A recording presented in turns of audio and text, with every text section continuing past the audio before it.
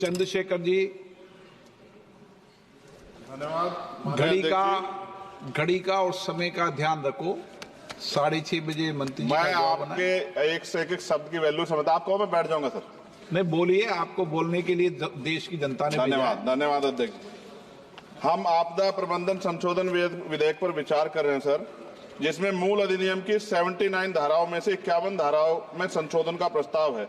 हालांकि ये संशोधन आवश्यक हो सकते हैं, परंतु यह तरीके कुछ जटिल हो सकते हैं, खासकर नए सदस्यगण मेरे जैसे के लिए, जिन्हें मूल अधिनियम और संशोधन विधेयक दोनों का अध्ययन करना पड़ता है। इस विधेयक की समझ में कठिनाई हो सकती है और विधायी प्रक्रिया में जटिलता आ सकती है। इस संदर्भ मेरा सुझाव है कि यदि संशोधन विधेयक के माध्यम से मूल अधिनियम को ही प्रतिस्थापित करके एक नया विधेयक प्रस्तुत करे, तो यह न केवल विधेयक को अधिक स्पष्ट और समझने में आसान बनाएगा, बल्कि लेजिस्लेटिव ड्राफ्टिंग प्रक्रिया को भी सरल कर देगा।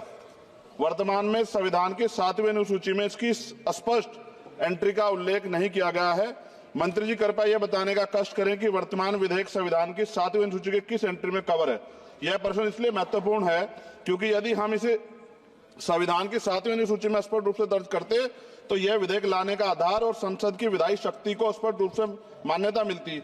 इसके बिना यह विधेयक संविधान के तहत अपनी पूरी वैधता का दावा नहीं कर सकता, जिससे इसे लागू करने में होने में अस्पष्टता उत्पन्न हो सकती है। इसलिए मेरा सुझाव है भविष्य में इस प्रकार के विधेयक लाते समय संविधान की 7वीं अनुसूची में आपदा प्रबंधन के लिए एक स्पष्ट प्रविष्टि जोड़ी जाए, ताकि संसद की विधायी शक्तियां स्पष्ट रूप से विधेयक और औचित्य की तरफ पूरा करें।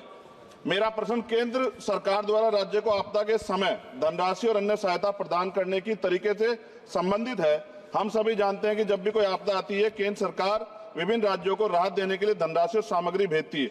हालांकि यह देखा गया कभी कभी सरकारें अपनी पार्टी शासित राज्यों में को प्राथमिकता दे, जबकि विपक्षी दल द्वारा शासित राज्यों को धनराशि कम, विलंब और भेदभाव पूर्ण तरीके से दी जाती है। इस भेदभाव का राजनीतिक विवाद और आरोप प्रत्यारोप उत्पन्न होते हैं। विशेषकर जब आपदा की स्थिति गंभीर होती है तो यह भेदभाव और देरी राज्यों के लिए अधिक संकटपूर्ण हो सकता है। इसलिए मेरा सुझाव है इस विधेयक में एक स्पष्ट प्रावधान होना चाहिए, जिसमें यह सुनिश्चित किया जाए कि सभी राज्यों को आपदा के सहायता समान रूप से समान मानकों के आधार पर दी जाएगी।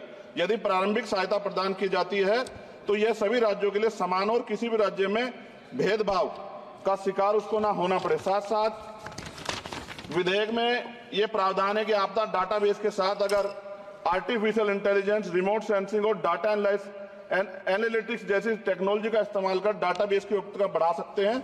इस प्रावधान भी विधेयक के हों। एनडीएमए में जो आपने स्पेशली स्टाफ रखेंगे, क्या नियुक्ति में SC, ST और OBC को आरक्षण का प्रावधान दिया जाएगा? क्या ये बल सिर्फ मैन पावर होंगे या आवश्यक राहत सामग्रियों उपकरणों से भी लैस होंगे? इन बलों को वित्तीय संसाधन भी देने होंगे जिससे प्रभावी ढंग से कार्य कर सकें। आपदा प्रबंधन नीति डिजाइनिंग में पूर्व चेतावनी प्रणालियों के उन्नयन को शामिल करके पूर्व चेतावनी प्रणालियों को प्राथमिकता दी जाए। आपदा प्रक्रिया कोष में ऐसे प्रावधान होने चाहिए कि आपदा होने के 24 घंटे में ही प्रभावित राज्य जिला प्रशासन को एक निश्चित प्रारंभिक राशि जारी हो सके। जापान जैसे देशों के तहत 72 घंटे की महत्वपूर्ण प्रतिक्रिया योजना को लागू करना, ताकि समय और बचाव कार्य कुशल समन्वय हो। जनता और NGO को भी एक्ट के तहत बनी सभी एजेंसीज के साथ मिलकर काम करने की योजना पर बल दिया जाना चाहिए।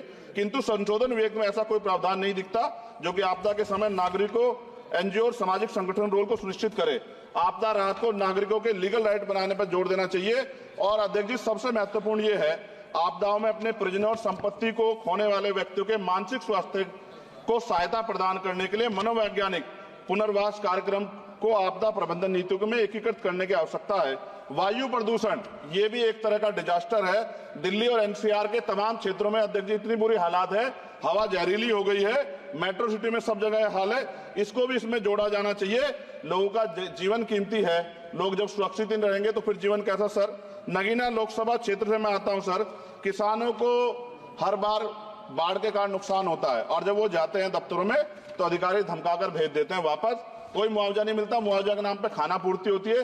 सभी लोगों में चिंता है अध्यक्ष जी। इसलिए मैं माननीय मंत्री जी से मांग करूंगा कि जो मांगे हम देश में रखी हैं, अगर उनको जोड़ दिया जाए तो इसका फायदा आम जनता, किसानों, सब उन वर्गों को मिलेगा जिनके लिए हम लोग सोचते हैं। और भारत बड़ा देश है, बड़ा भूभाग है, कहीं बाढ़ है, कहीं अग्नि है, कहीं जो है रेत की समस्या है, तमाम तरह की मुसीबतें यहाँ है। तो मैं माननीय अध्यक्ष जी आपके माध्यम से सरकार से मांग करता हूं और माननीय मंत्री जी से कि इस बिल पे, जिस विधेयक को और मजबूत करें जिससे इसका लाभ जनता को। माननीय अध्यक्ष जी आपका धन्यवाद। नहीं, नए सदस्य हैं, लेकिन उन्होंने बहुत अच्छा विधेयक पर बोला है। पड़ोस वाले भी समझ लो, अच्छा है। नहीं, ये तो पुराने,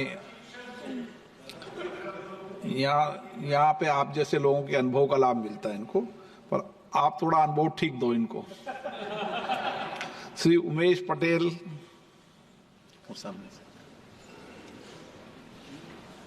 माननीय अध्यक्ष महोदय जी, मैं आपका